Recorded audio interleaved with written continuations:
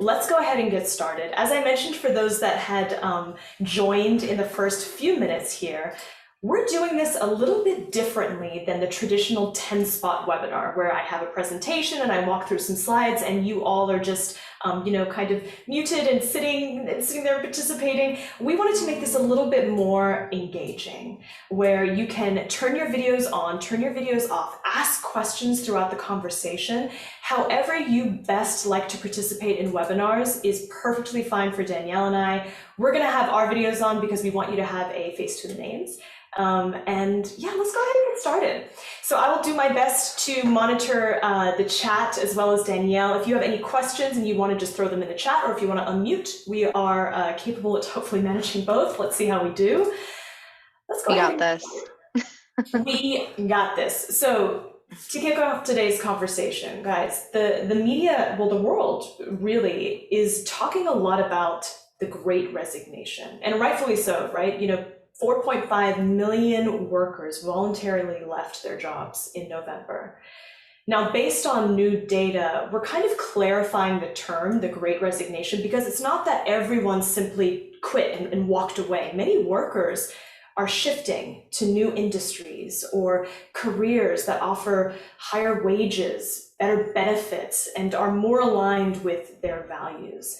Hence where the term the Great Reshuffle is now really being used. So today I am joined by Danielle, who is a Gen Z workplace futurist and head of growth and marketing at Cafe. She is also the co-admin of the Future of Work community on UpStream.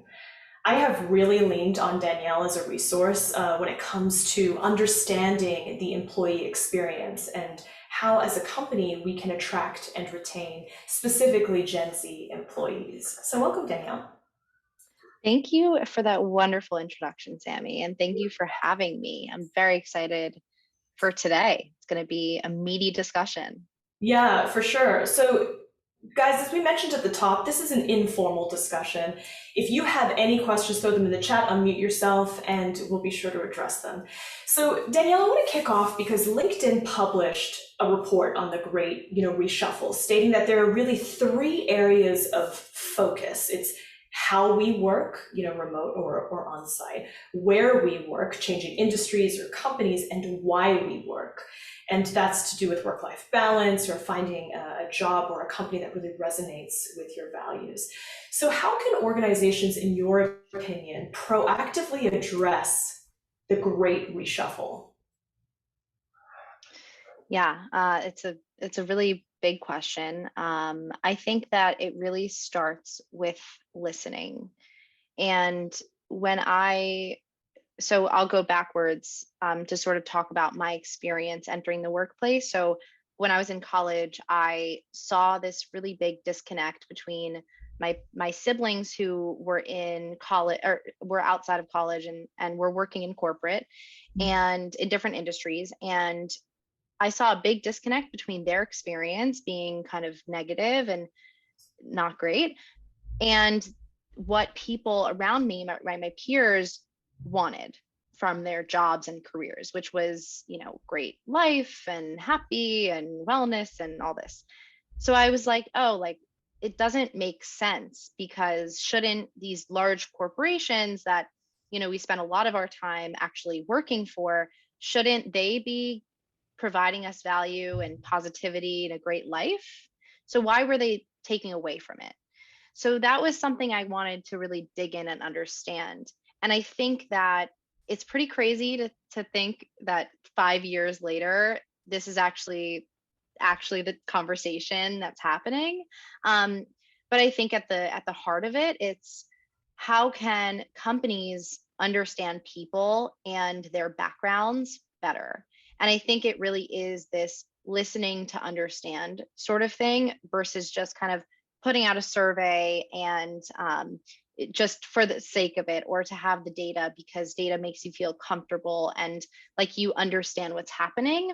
I think really the meat and the importance is having those conversations about what are people's backgrounds, what have their experiences been. Personally, my experience is that I graduated into the pandemic and have never worked in an office. So my priorities and what I would like are very, very different from someone who has been working maybe even 2 years in an office and really wants more of that experience that they got a taste of. Someone 2 years younger than I might want an experience of fully remote. And I know plenty of Gen Zers who, do want that.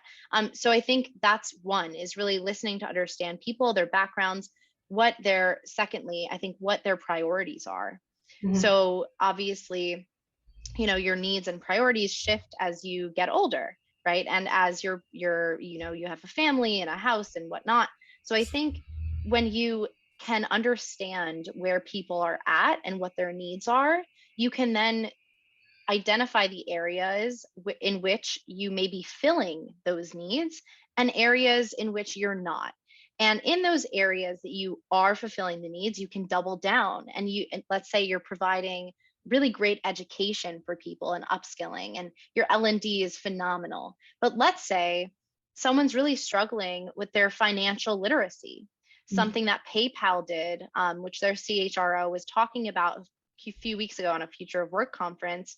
She said that they did a survey and they uncovered that a lot of their younger talent was actually struggling financially with their own financial literacy.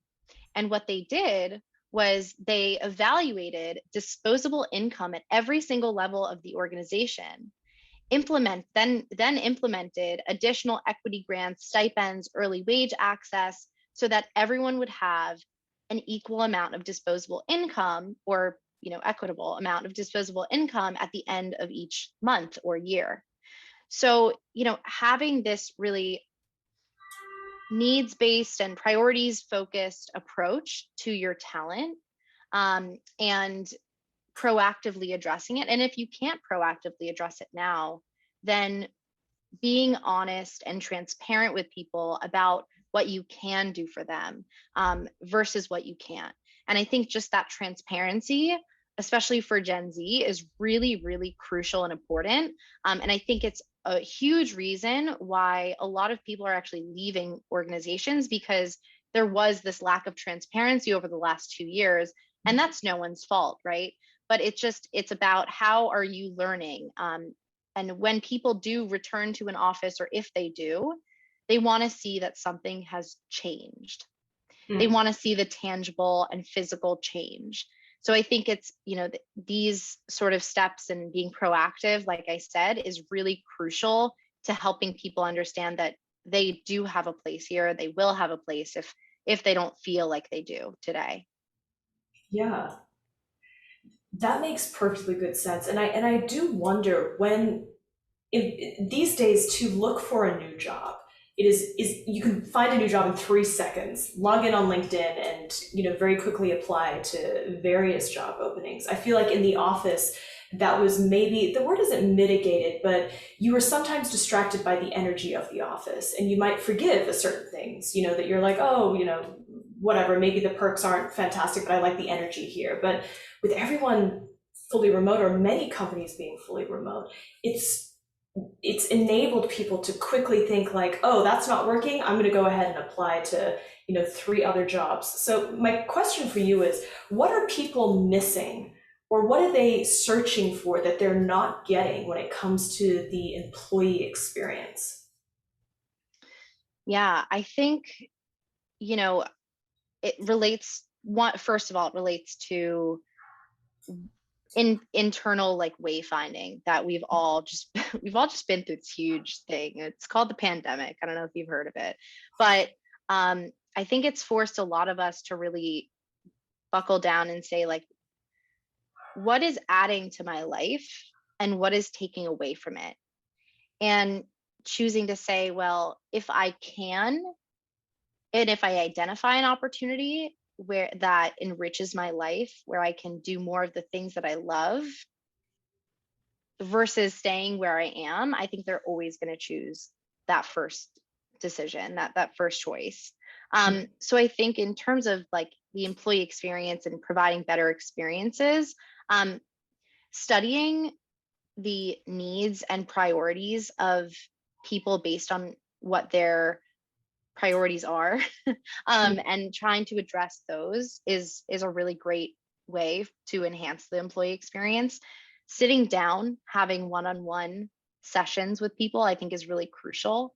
I was speaking with the head of digital procurement at a Fortune 500 company, and what she was saying was really interesting. You know, their internal team has gone through a lot of change and shift, and they've been acquired multiple times. And like, I think a lot of companies are going through this sort of change. She's speaking one-on-one with people. It's not under her job description to care, right? But because her team is 11 people versus 5, she takes the extra time to say, hey, let's put our heads together and let's figure out what ways we can actually come together more frequently and solve X problem. So I think using your team, and I'll give you another example. If you're going to hire on your team, right, instead of trying to just come up with a job description, come together as a team and say, what are really the needs? If we could create someone and formulate a job description together, what needs and skills would we really want that person to have? And that gives people an opportunity to really express the things that maybe they haven't expressed, maybe a task or something that they've taken on because it had to get done, that they'd really rather offload to someone else. So before making those individual decisions, I think it's important to sort of involve the team and be together in those sort of moving forward and growing. So those are like some ideas. Yeah, I think that's a more group or team driven approach to hiring is fascinating. And usually we throw a lot of those responsibilities on one individual. We're like, come up with everything and figure it out and make sure you hire the best person. And when it feels like it's more of a team experience, I think it gets a lot more people involved. There's a comment in the chat, Danielle, that I just want to address before we dive into our next couple of questions here. Tova posts, I think people are starting to realize that company culture needs to be different for different people. As a Gen Zer, I want a very active community, but for a mother of 2, maybe that good company culture is subsidizing childcare. And I think that really hammers in the point of there is no one size fits all solution when it comes to this. And that's what makes it ironically, difficult for a lot of companies. They're like, oh, we'll just focus on one thing. We'll just focus on having a fantastic benefits plan. And some people are like, that's cool, but I really care about these 5 other things that are really important to me. And I think the future of work, and Danielle, I know we talked a little bit about this last week, is really going to emphasize the idea that one size does not fit all, and the breadth of diverse offerings when it comes to benefits, learning and development, mentoring, employee experience has to be there to really attract and retain employees. Right. And I think that's one reason you're seeing a lot of ERGs emerge as a really strong pillar of the future of work. Because, ERGs used to be, and some still are, like very employee run and not really backed by many resources and whatnot. But I don't know if anyone here knows this, but Google recently hired an internal community person. So his name is, what was his name? I forgot his name, Carter Gibson. And Carter is focused on right now on like researching, trying to understand what does community look like internally at an organization. And, we've had these hierarchical structures for such a long time that when you try to apply a community model, which there's one framework for a community that I really go off of. It's called capital C communities. And it's concrete, allows response, lives in one place or platform, it's interactive, it's trackable, and it allows opting in or out. And then there's level. I think the thing that's really preventing us from becoming more communal in corporate culture is level. And the hierarchical structure of organizations, I think, is starting to change. So organizations like Bloomberg and like Spotify, they have more of a cohort-based approach to to their working systems. And I think that will only continue to grow. But again, these ERGs are starting to gain more momentum and starting to get a lot more funding and support internally because they provide a place where people feel safe and where people feel that they can express who they are and how they are internally at an organization where maybe the overarching culture isn't that way. And maybe people don't feel as safe on their internal teams. And maybe they don't feel like they can voice their feelings about hybrid working. And maybe they, flexible work really does work for them because they experience microaggressions on the way to work. So there are a lot of, these same sort of community elements that I think we can start to focus on a little bit more to make the employee experience really one that it is enriching people's lives. Yeah. Yeah, and I want to use that. That's a really nice way to kind of segue to John's comment in the chat about, you mentioned earlier listening. One of the most important things that companies can do is listen to employees. And the question really leads to, how do you get that true sense of how employees are feeling? And maybe the community with the capital C community is a great option for that, especially because surveys, which is a lot of people's go-to, sometimes are ignored, or maybe they don't feel as anonymous as maybe people say that they are. What do you recommend, Danielle? Yeah, I mean, I hate to say it, but technology is a really great thing. There's a reason why all this tech is being created. And honestly, it's one of the reasons why I love the industry of the future of work. There are so many innovators and people ready to disrupt broken systems. And I'll give you a perfect example. There is a guy named Brandon Weinstein, and Tova knows him, so correct me if I'm wrong on the pronunciation, but he brings Lego building to workplaces. And there's so many different applications of it, but I'll give a great example. So he'll have, this is just one example of it, but basically you have one structure that you're building together. And you could do it on Zoom, you could do it in a room, but let's just imagine it in a room. You have a team around the table and everyone has their differing opinions, and maybe there's not a lot of cohesion and psychological safety. Remove all the noise and you just have these Legos on the table. He asks everyone in the room to put something on the structure in the middle of the table that represents something they love about their job. And you're all building this one structure. So by the end, you have this amazing structure that is like built by everyone on the team, and it represents everything they love about their job. Well, destroy that, okay? Now you're going to have everyone take a piece of Lego that represents something they hate about their job. And you put it in the middle. And suddenly, 5 minutes later, you have a representation, physical representation of everything everyone hates about their job. And it's just all out there. So that's a great way to get a sense of how people feel, because you take the emotion out of it and you just kind of have this more actionable approach and this, I guess, this community-based approach to understanding what are the problems. And then from there, how can we move forward and start to solve them together? So I would say, experiment with new technology, experiment with new ways of creating conversation and lowering the barriers that I think a lot of teams face, which, psychological safety is really, really important. And how can you start to build that? Read read some more literature on psychological safety. Amy Edmondson is one of my heroes. So start to really figure out. And then another example is like reverse mentorship.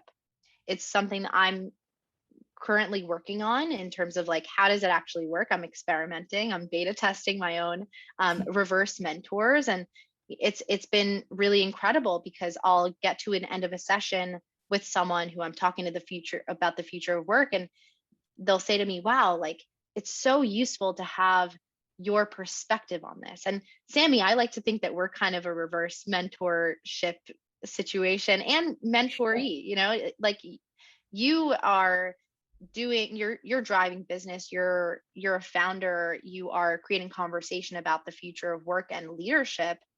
Those are all things I'm passionate about, and I'm doing the same thing, and you're interested in what I'm doing. So the more that we can learn and share, the better, because it'll make both of us stronger in the end, and be able to, remove any biases we have. Like, maybe you think the Gen Z are lazy and, don't want to do any work. Like, we got a bad rap, but like every generation does, right? Every young generation coming into work does. And I'm sure that you got it as a millennial. Yeah. But, we can sort of remove that and find ways that we do connect. And I think that's very possible. Yeah, for sure. Yeah, it's funny you mentioned that. When I used to speak with customers about attracting and retaining millennials in the workforce, the conversation always start with, "We need more people like you. We want your type of people working at our office." And I'm like, "Millennials?" And they're like, "Yes. How do we attract them?" And it's like, oh, here we go. So it's definitely, look, it's an important conversation to have, and I really appreciate you offering so many different approaches to listening and engaging with employees beyond just one-on-one conversations, which I want to reiterate, those are very important, but putting something together as a team, having that physical distraction, as well as some of the other options that you listed, seems really valuable and a unique way to learn more about the people on your team. So a couple more questions here. Any ones that are in the chat will be to make sure that we address them. So Danielle, I kind of want to know, how do companies stay competitive, whether it be from, the job seeker employee perspective down to the, employer perspective? Yeah. So I would say just doing research. I like to think of myself as a cultural investigator. So in my daily life, and I'll start with the employee perspective as like a job seeker, right? I think that we tend to think of job seeking as, and if you're at a company, like as kind of a dirty word. And, like you don't want your boss to know you're looking for a job, like how, God forbid, right? But I Right. actually think that it's a healthy discussion to have. And I know, Sammy, you and I have talked about this when people, come to you and they're like, I'm thinking about maybe switching jobs. Like you're not discouraging them from doing that. Yeah. You are asking, what are you doing? Answer that question for me. What do you do when someone comes to you? What can I do to help you get there? Is usually the conversation. What do you need from this company? What experience do you need on your resume in order to get to that next stage or next Right. position? So you're speaking to exactly what I said earlier, which is, what's the need? Mm. How are we not filling that need? How can we fill that need?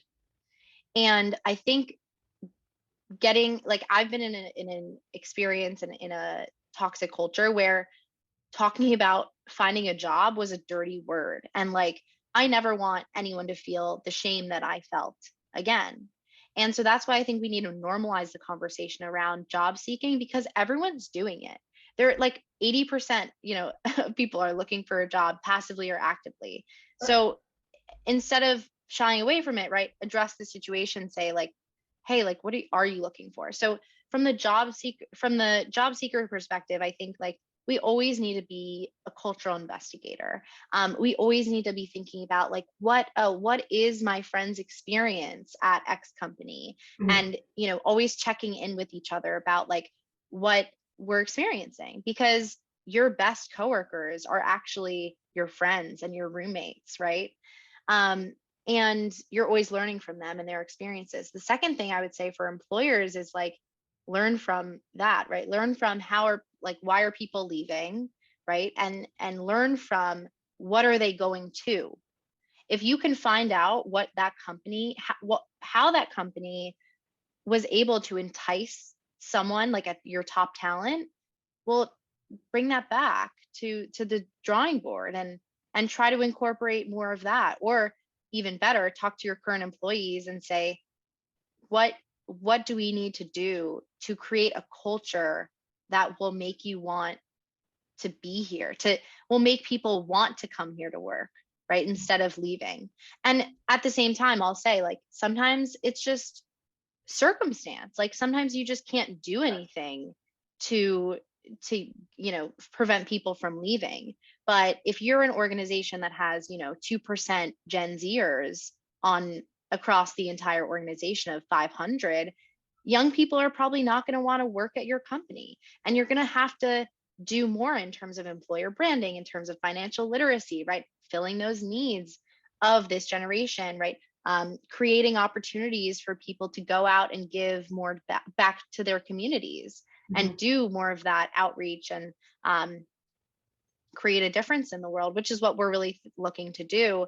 And make decisions that don't reflect that it's all about money, like these law firms, right? Like pay attention to what's going on and what different employers are doing. Robinhood just went fully remote. If remote is not right for you, find something that works for your organization and for your people, but that really starts with asking.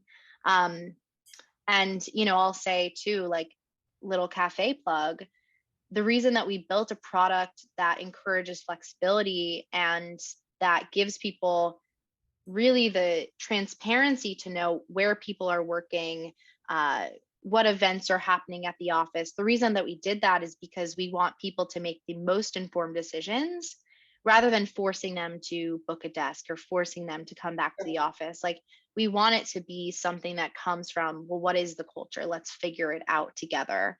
And then use those analytics to say, do we need a hub in a specific area? Spotify just opened, or is opening one, on a ski resort. Like, that's so cool, right? And that probably came from internally. Someone said, oh, I love skiing. So many of us love skiing. Should we open an office on a mountain? Well, they have the funds to do that. If you don't, then maybe organize a ski trip, Exactly. Or like TenSpot, we have a ski Slack channel. If you're interested in skiing as an employee at TenSpot, we have the Snow Club channel that blows up with people posting incredible pictures of their trips, of family time, of outside their door. A lot of our employees are fully remote. Most of our team's fully remote. And it's seeing their experience is just wonderful. So I totally agree. And it comes back to listening, comes back to understanding what your team wants and what prospective employees want. We started 2 minutes after, and I understand that we might have a hard stop at 3:30 here. Any questions that we have not addressed yet that you would love to ask Danielle or myself that we can answer? You can throw those in the chat. You can unmute yourself. You can do whatever you want. Give it a couple of seconds. And for those of you who have colleagues that you might want to share this conversation with or dialogue with, this is recorded, and we'll make sure that you get copies of this after the webinar. But is there anything else that we can address, Danielle? Any additional thoughts or comments that you want to share with everyone? Yeah. So, I mean, I've been thinking a lot about, like, why does Gen Z matter? Mm-hmm. And, I think as we sort of transition to this new world of working, I think that at the forefront, and this is a new idea, I have not shared this with anyone. If you think about the age of a lot of these leaders that are making decisions, I think the baton is kind of being passed from the boomer generation to the Gen Xers, and people in positions of power usually have kids who are of my generation or younger. And that's really interesting, because as I think about the future of work and what my experience is for Gen Z, I'm actually thinking about, well, how could we make it better for your kids? What do you want your kids' experiences in the workforce to be? And how could we actually make that a reality by making very different decisions and being proactive today? I know.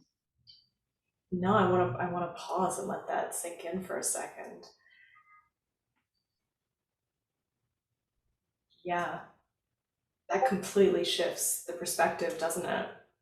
I want to have more of that conversation with you, especially you mentioned, it's a new one that you haven't totally, digested, and nor have I. I think that's a really interesting approach and something that could transform the future of work. Yeah. Make it more human. Yeah, for sure. And thank you everyone in the chat. I appreciate you for Yeah. coming along and listening in. Yeah, absolutely. So there is one question, or it might be a comment from Liz here. Taking the approach to ID targeting deliberate effort, recreating inclusive culture. We are swarming with energy around our ERGs, hosting events across Zoom. Liz, yes, we love to Liz. hear that, Liz.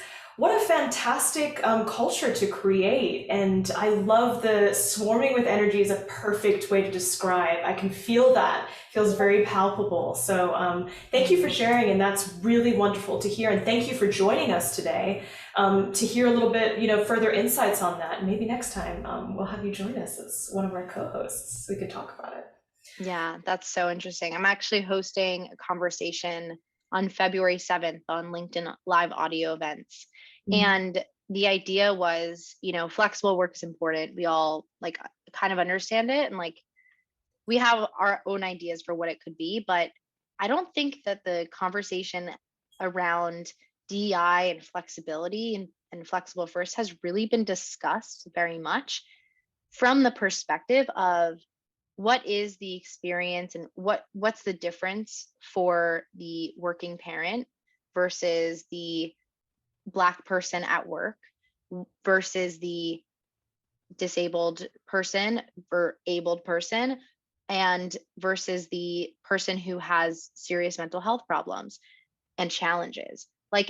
Addressing the flexible work conversation from different perspectives with advocates in those areas has been something that really excites me and that I'm doing on February 7th. So if anyone wants to tune into that conversation, it's going to be, just very eye-opening. So make sure to follow me on LinkedIn so that you get notified of that room in a week and a half. Amazing. Thank you for sharing that. Everyone, thank you so much for tuning in this afternoon to our conversation on the Great Resignation or Reshuffle. Danielle, thank you so much for joining us and providing such thoughtful insights. I really think I have hope for the future of work because you are so intentional with the initiatives that you're driving. So thank you for being here and being a part of this. Thank you for having me. This has been awesome. And if anyone wants to reach me, I'm usually very available on LinkedIn. I'm going to be traveling for the next 3 weeks in Europe, so maybe less available than usual, but nonetheless, please do reach out. Perfect. Eat a croissant for me. I will. Thank you very much, everyone, for tuning in. Have a wonderful rest of your afternoon and happy hump day.